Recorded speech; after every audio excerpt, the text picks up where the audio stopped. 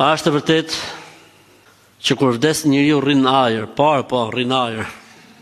Rrin në ajër, të pa njerëzit. Kush ka ardhur ke shtëpia? Si qaka filoni. Ej, zoti më. A është e vërtet që kur vdes njeriu rrin në ajër dhe nuk gjykohet, po lutet që të bëhet dita e Kiametit. Po. A i thotë hongra unë të hajnë dhe këto tjerët. Ej, zoti më. A hongra unë thotë, a i vdi që unë i shala dezin gjithë. Ej, zoti ma. Kështu është kur shif një filma fantastiko shkencor shumë.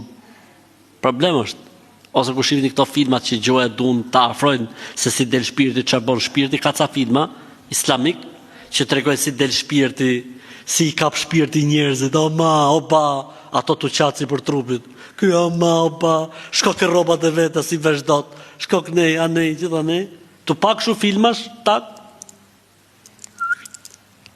Ej, zotin, la. Kur njeriu vdes, shpirtin e morin me lajket. Nësa është i mirë, ngjitet deri në qiellin e 7, thot me lajket, thot Zoti, shkruajeni emrin e robit tim në librin e ligjin dhe vendoseni shpirtin e tij në xhenet. U fut trupin varr. Vjen shpirti, bëhen pyetjet, shkon shpirti në xhenet, varri kthehet në kopsht për kohën e xhenetit. Të keqit, del shpirti nga trupi, e morin me lajket. E ngjisin lart me çfarë?